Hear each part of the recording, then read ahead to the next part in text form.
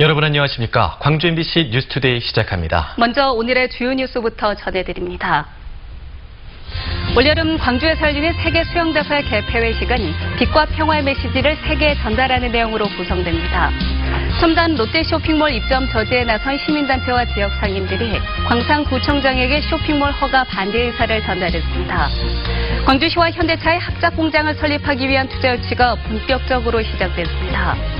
광주 전남을 기반으로 한 항공사 에어필립이 저비용 항공사 신규 면허 심사에서 탈락했습니다.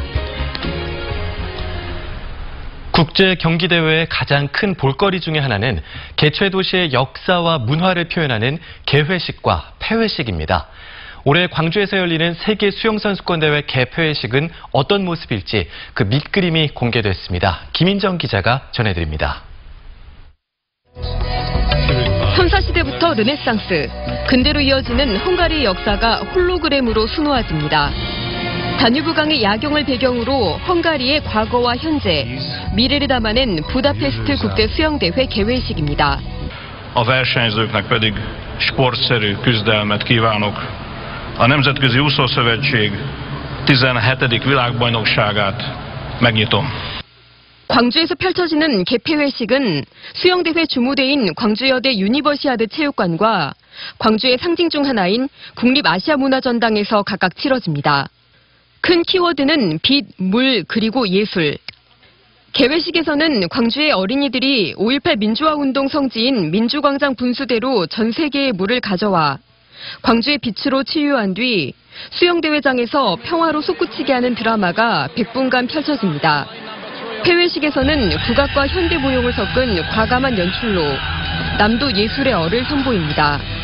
한 소리꾼이 남도의 계절과 삶의 아름다운 순환을 노래하는 여정이 새롭게 변형된 국립아시아문화전당 위에 옴니버스 극으로 그려집니다.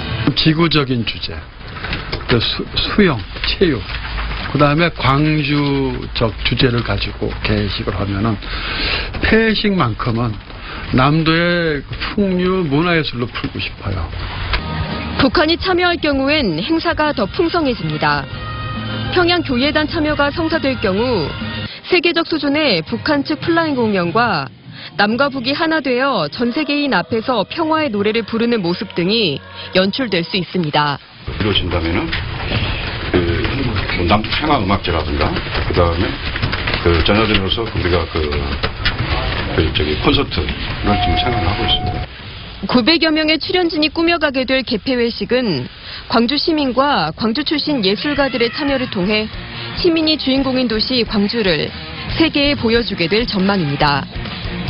MBC 뉴스 김인정입니다. 5.18 망언을 규탄하기 위해 국회 앞에서 농성 중인 5월 어머니 중에 한 명이 보수단체 조롱에 항의하다 쓰러졌습니다. 민주당 송갑석 의원에 따르면 지난 4일 국회 앞 농성장에서 5.18 사진을 조롱하는 보수단체 회원들과 5월 어머니들 사이에 실랑이가 벌어졌고 이 과정에서 5월 어머니 회원인 이모 씨가 쓰러져 응급실에서 치료를 받았습니다. 송 의원은 자유한국당이 5.18 망언에 소극적으로 대응해 극우 세력이 더욱 날뛰고 있다고 비판했습니다. 이런 가운데 자유한국당 5.18 망언 의원들에 대한 당내 징계는 지연되고 있습니다. 김병준 비대위 체제에서 임명된 자유한국당 김영종 윤리위원장이 사의를 표명했고 새 윤리위원장을 선임하기까지는 시간이 걸릴 것으로 보입니다. 당 윤리위에서 제명이 결정된 이정명 의원에 대해서도 당 소속 의원 3분의 2 이상의 동의를 받아야 하지만 어제 의원총회에는 안건으로 오르지도 않았습니다. 오늘 나가실 때는 황사용 마스크와 우산을 모두 챙겨 나가셔야겠습니다. 광주 전남 지역에서는 어제 밤부터 약한 비구름대가 지나고 있는데요. 지금 내리는 비는 오늘 낮까지 이어지겠습니다. 오늘 낮 12시까지 광주 전남 지역에는 5mm 안팎의 약한 비가 더 내리다 그치겠습니다. 사상 최악의 미세먼지는 오늘도 해소되지 못하겠습니다. 현재 광주 전남 전 지역에 미세먼지 주의보와 초미세먼지 주의보가 모두 이어지고 있는 가운데 매우 나쁨 수준을 보이고 있는데요. 좀 더 자세히 살펴보시면 광주 서구의 미세먼지 농도는 193마이크로그램으로 평소에 약 6배 이상의 수준을 보이고 있고요. 초미세먼지 농도는 광주 남구에서 150마이크로그램으로 평소에 최고 9배가량의 수준을 보이고 있습니다. 오늘 비가 내리면서 이 미세먼지가 깨끗하게 씻겨 나가면 좋겠지만 내리는 비의 양이 적어서 오늘 종일 나쁨 혹은 매우 나쁨 수준이 예상되고요. 최소 내일까지도 대기질 좋지 못하겠습니다. 한편 오늘은 개구리가 겨울잠에서 깨어난다는 절기 경칩이기도 한데요. 날이 풀리면서 본격 농사가 시작되는 절기이기도 하죠. 이 절기답게 기온은 훌쩍 오르겠습니다. 오늘 아침 광주의 기온은 8.5도로 평년 기온을 8도가량 웃돌았고 어제 아침보다도 6도가량 높게 시작했습니다. 한낮 기온은 15도 보이면서 어제만큼이나 포근하겠습니다. 날씨 정보였습니다. 네, 가히 미세먼지 사태라고 불릴 만한 날씨가 광주에 일주일째 이어지고 있는데요. 최근에 미세먼지는 중국 탓이 크다고 하지만 여기에는 광주 지역의 특징도 있습니다. 이른바 광주형 미세먼지의 특징은 무엇인지 우종훈 기자가 취재했습니다. 미세먼지 탓에 인적이 한적한 거리. 어쩔 수 없이 외출에 나선 시민들은 저마다 마스크를 썼습니다. 주의보와 경보를 오가는 미세먼지 특보는 광주에만 벌써 일주일째 이어지고 있습니다. 어제 아침 광주의 초미세먼지 농도는 200마이크로그램에 달했습니다. 주의보 발령 기준인 75마이크로그램의 2.5배에 달하는 고농도입니다. 최근의 고농도 미세먼지는 일단 중국 탓이 큰 것으로 보입니다. 중국이라든지 아니면 외부에서 오는 미세먼지 영향으로 광주권역에 이제 고농도 발생하는 시점이 굉장히 많아지는 게 사실이고요. 그래서 외부 영향 요인이 이제 높다고 할 수 있습니다. 요즘의 미세먼지는 중국 요인도 크지만 광주 지역이 갖는 지리적 특징도 없지 않습니다. 지난해 광주시가 발간한 2023년까지의 계획을 담은 미세먼지 관리 보고서입니다. 2015년부터 3년 동안의 광주 지역 미세먼지 성분과 요인 등을 분석했습니다. 광주시 초미세먼지는 자동차와 차도 등 도로 위에서 가장 많이 발생했고 제조업 등 생산 공정에 따른 요인은 타 시군에 비해 적은 것으로 나타났습니다. 항만이 있는 부산은 선박이나 열차 등 비도로 오염원이, 산업단지가 밀집해 있는 울산은 제조업 시설의 영향을 많이 받는 반면 다량의 미세먼지를 배출할 산업시설이 적은 광주시는 대부분 도로 자동차 오염원이 주를 이뤘습니다. 광주시 같은 경우에는 이제 산업시설이라든지 이제 뭐 다량으로 배출할 수 있는 배출시설이 없기 때문에 대부분의 이제 도로에서 발생하는 자동차 오염원이 이제 주류로 이루고 있는 걸로 알려져 있고요. 광주 지역의 미세먼지를 종합적이고 체계적으로 분석했다는 연구지만 한계도 분명합니다. 광주 지역을 뒤덮은 미세먼지의 성분 등은 분석했지만 정확히 발원지가 어디인지 분명하지 않다는 것입니다. 예산과 인력이 부족한 탓에 세밀하고도 정확한 조사와 연구가 이루어지지 않았습니다. 단순한 농도 진단뿐만 아니라 이 종합 진단, 구성 성분까지 여러 가지 종합적인 특성을 진단을 해야지 또 강주에 맞는 대책이 나올 수 있다고 생각하거든요. 사상 최악이라는 평가를 받는 고농도 미세먼지 사태. 시민들의 건강과 생활에 직접적 영향을 미치는 중요한 관심사로 떠오른 만큼 지금이라도 자치단체의 관심과 투자가 필요합니다. MBC 뉴스 우종훈입니다. 첨단 롯데 쇼핑몰 입점 저지에 나선 시민단체와 지역 상인들이 김사모 광산구청장을 만나 쇼핑몰 허가 반대 의사를 전달했습니다.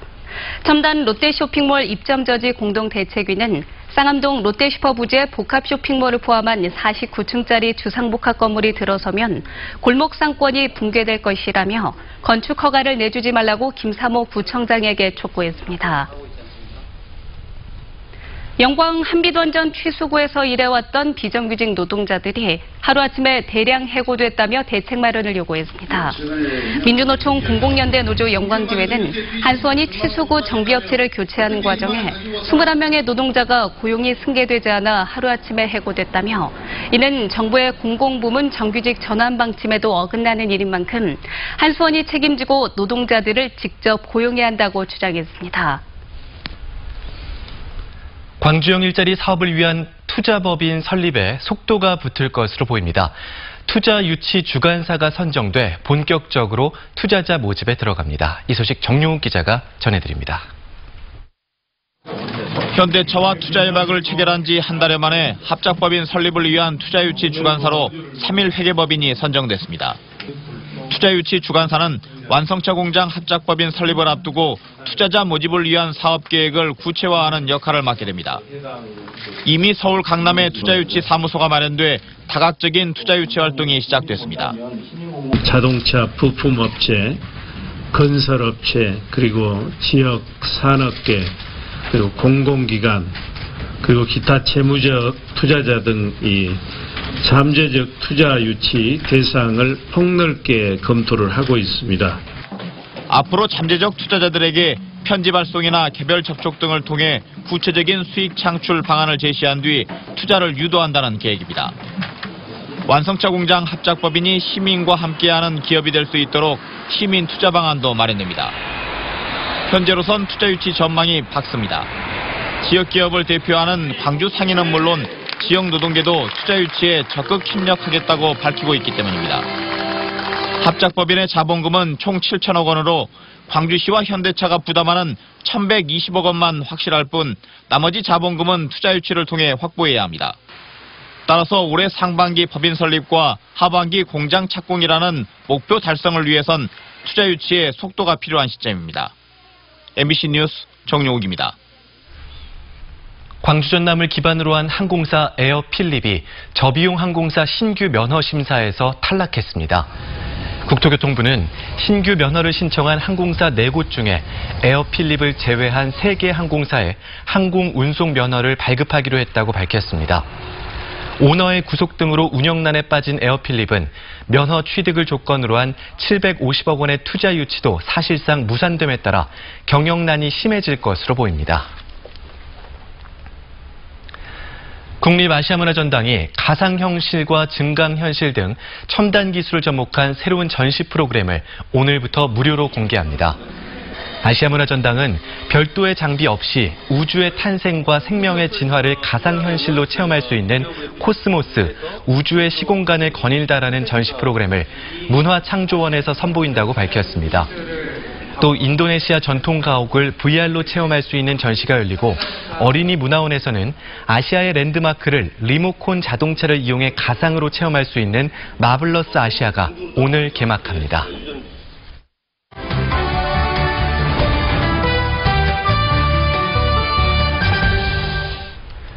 시민사회의 시선에서 사회 이슈를 바라보는 수요일 이슈인 투데이 시간입니다.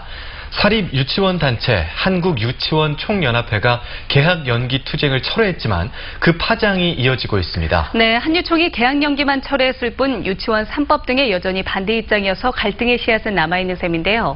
광주교육 희망 네트워크 김승중 집행위원장과 자세한 이야기 나눠보겠습니다. 안녕하십니까? 안녕하세요. 네, 안녕하십니까. 다행히 유치원 개학이 미뤄지지는 않았습니다. 그런데 지난 주말 동안 우리 학부모님들이 많이 혼란스러워하지 않았습니까? 그 반응이 어땠습니까?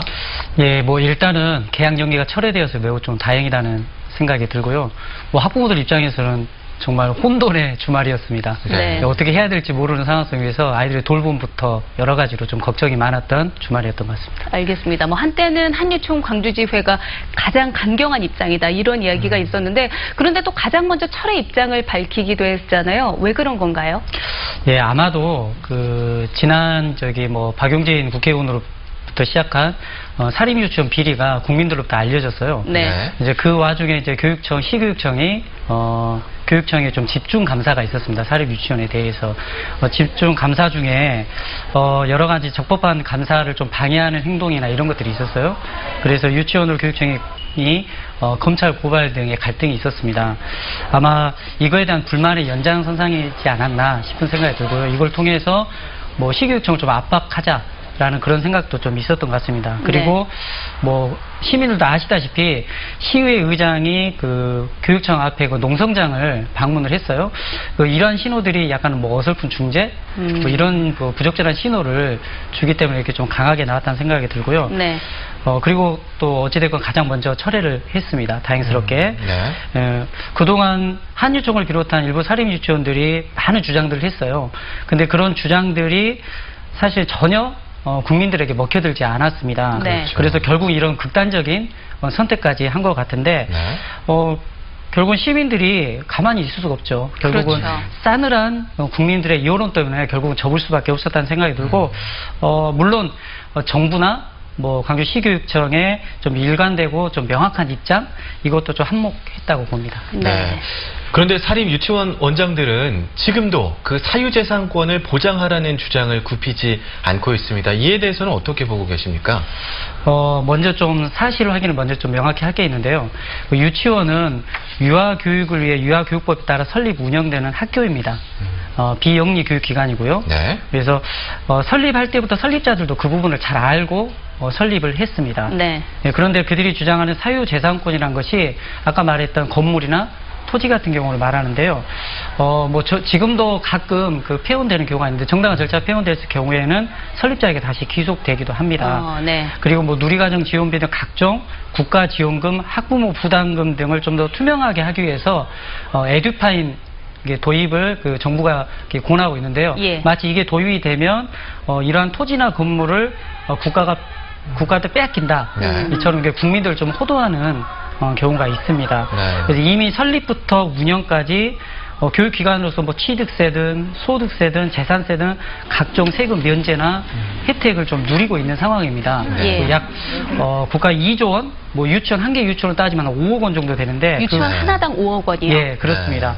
예, 국가 지원금이 현재 사립 유치원에 투입되고 있습니다. 예. 이걸로 봐서 법적으로나 또 운영상으로나 네. 이미 공적 기관입니다. 네. 사유재산권을 좀 보장하라는 것은 좀 주장은 정당하지 않습니다. 알겠습니다. 네. 이 학부모 입장에서는 다시 집단 행동에 나서지 않을까 좀 걱정되는 부분들이 많을 것 같거든요. 이 돌봄 대란을 막기 위해서 유치원과 교육당국이 노력해야 될 점 어떤 게 있다고 보십니까? 네, 앞으로도 충분히 이런 사태가 또 재발될 수 있다는 생각이 듭니다. 네. 그러기 위해서는 먼저 국회가 나서야 되는데요.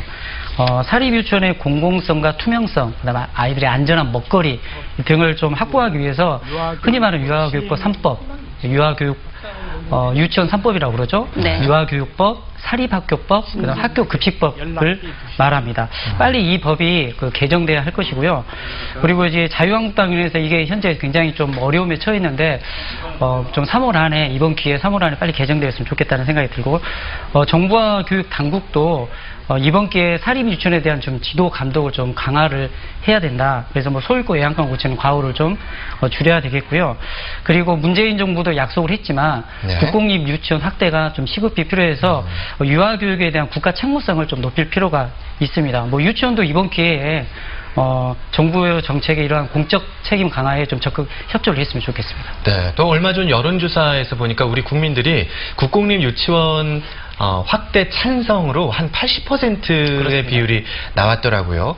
그런데 오랫동안 민간 부분이 맡아왔던 그 유아 교육을 국가 공적 제도 안에 그 틀 안에 넣으려고 하다 보니까 이런 갈등이 첨예화되는 게 아닌가라는 생각도 드는데 어떻게 보십니까? 이 부분에 대해서는요? 네, 일단은 우리가 주로 뭐 규제니 갈등이니 이런 사태를 그렇게 표현을 해요. 저는 규제나 갈등이라는 표현보다는 유아교육의 정상화라는 좀 개념에서 좀 봐주셨으면 하는 바람입니다. 네. 현재 밝혀진 비리 문제는 사실 어제 오늘의 문제는 아니었습니다. 그래서 그동안 사립유치원도 물론 유아교육 기관으로서 상당히 많은 역할을 했다고 저도 생각합니다. 네. 그러나 그러한 사립유치원이 많지 않다는 게 참 저희로서는 좀 아픔이기도 합니다. 그래서 이제는 좀 원칙적으로 그러한 비리를 좀 차단하기 위해서 법적으로나 좀 제도적으로나 좀 보완을 통해서 유아교육을 정상화시키는데 매우 좀 필요하다는 생각이 들고요. 네. 그래서 앞으로 언론에서도 뭐 규제니 갈등보다는 좀 정상화라는 좀 관점에서 좀 봐주셨으면 좋겠고요. 그리고 앞으로 언급한 유치원 3법 개정을 위해서 좀 국민들이 지속적으로 좀 관심과 지켜봐야 할 부분 중에 하나입니다. 알겠습니다. 말씀 잘 들었습니다. 광주교육 희망네트워크 김승중 집행위원장과 이야기 나눴습니다. 감사합니다. 감사합니다.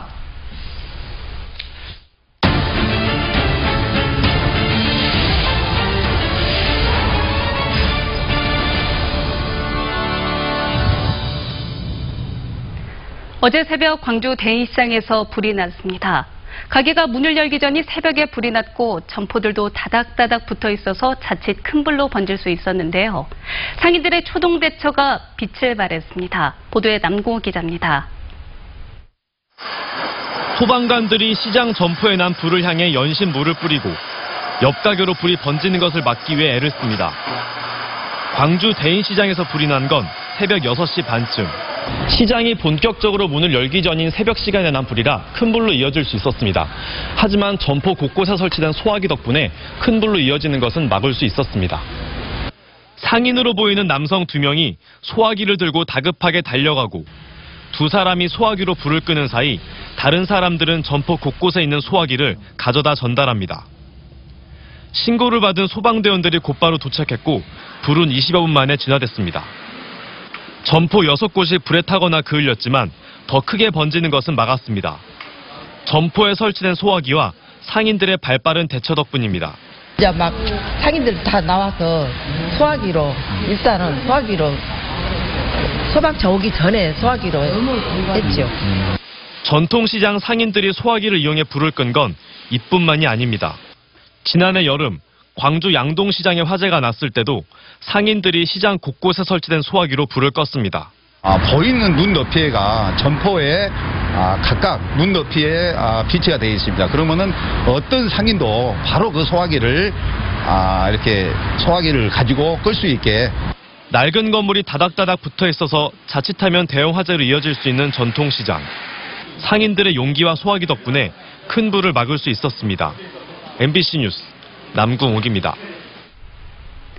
친아버지를 살해한 혐의로 무기징역을 선고받았다 법원이 재심을 결정한 김신혜 씨의 재심이 오늘부터 시작됩니다. 광주지법 해남지원은 오늘 오후 4시 형사합의 일부 심리로 김 씨의 재심 첫 공판 준비기일을 열게 됩니다. 김 씨는 지난 2000년 3월 아버지에게 수면제가 된 술을 마시게 하고 살해한 혐의로 무기징역이 확정됐지만 이후 계속 무죄를 주장해 복역 중인 무기수 가운데 처음으로 재심을 받게 됩니다. 5.18 39주년 기념행사위원회가 내일 출범합니다. 출범식은 내일 오전 5.18 민주광장에서 진행되며 출범 선언문 낭독과 임을 위한 행진곡이 재창될 예정입니다. 올해 행사위는 5.18 진상규명과 역사 왜곡 근절, 그리고 옛 도청 원형 복원 등에 대한 사회적 공감대 형성에 주력할 계획입니다. 자치단체들마다 4차 산업혁명을 선도할 신규 사업 발굴에 열을 올리고 있습니다. 광양시는 로봇 산업을 선도 산업으로 육성한다는 목표를 세우고 정부의 규제 자유 특구 지정을 신청할 계획입니다. 박민주 기자입니다. 문재인 대통령은 최근 부산을 방문해 부산과 세종 두 곳에 로봇과 인공지능을 기반으로 한 시범도시를 만들겠다는 구상을 밝혔습니다. 전남에서는 처음으로 광양의 로봇산업 규제자유특구 조성이 시도됩니다. 광양시는 로봇을 규제 없이 연구하고 사업화할 수 있는 로봇 규제자유특구를 올해 신청하기로 했습니다. 계획대로라면 앞으로 5년간 광양 익신산단에 1,200억 원이 투자되는 로봇 특구가 조성됩니다. 로봇 성능을 측정하는 테스트 베드는 물론 산업용 로봇과 생활용 케어 로봇 연구도 진행됩니다. 로봇 특구는 광양만권의 철강 석유와 항만 기반 산업과도 연계 개발이 가능할 전망입니다. 익신산단에 로봇 규제 특례 테스트 베드를 구축을 하기로 결정을 했고요. 지역의 수요 기업들하고 연관돼서 비즈니스가 일어날 수 있는 그런 모델을 만드는 게 가장 또 중요하다고 생각합니다. 4차 산업혁명을 선도할 수 있는 미래 신규 사업 발굴은 자치단체마다 현안 가운데 하나입니다. 광양 지역이 로봇 산업의 생태계 조성으로 로봇 선진기지로 도약할 수 있을지 시험대에 올랐습니다. MBC 뉴스 박민주입니다. 라돈의 검출로 침대 안전이 이슈가 된 지난해 광주에서는 침대와 관련한 소비자 상담이 가장 많았습니다. 광주시는 지난해 1372 소비자 상담센터에 접수된 소비자 상담 건수 가운데 침대 상담이 500여 건으로 전년 대비 400여 건이 증가해 가장 높은 비중을 차지했다고 밝혔습니다. 침대 관련 상담은 40대에서 60대 사이에서 두드러졌고 20대와 30대 소비자는 이동전화 서비스 관련 상담이 가장 많았습니다.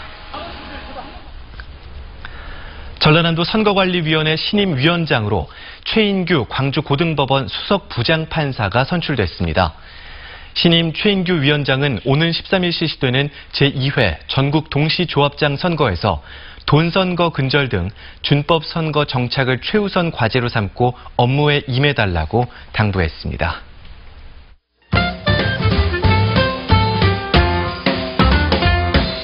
이번 주 금요일 세계 여성의 날 광주 5.18 민주광장에서는 미투 행동의 의미를 짚어보는 행사가 저녁 6시부터 열립니다. 성평등이 민주주의의 완성이다. 미투, 우리가 세상을 바꾼다인데요. 우리 지역에서 있었던 미투 행동들에 대해 이야기 나누고 난타 공연 등 문화 행사도 마련됩니다. 홈스쿨링, 대안학교 등 제도권 학교를 다니지 않는 청소년들에게 교통비를 지원하는 세상 배움카드. 지금까지는 신청 후 3달이 지나야 사용이 가능했지만 올해부턴 신청 후 1달만 지나도 사용할 수 있습니다.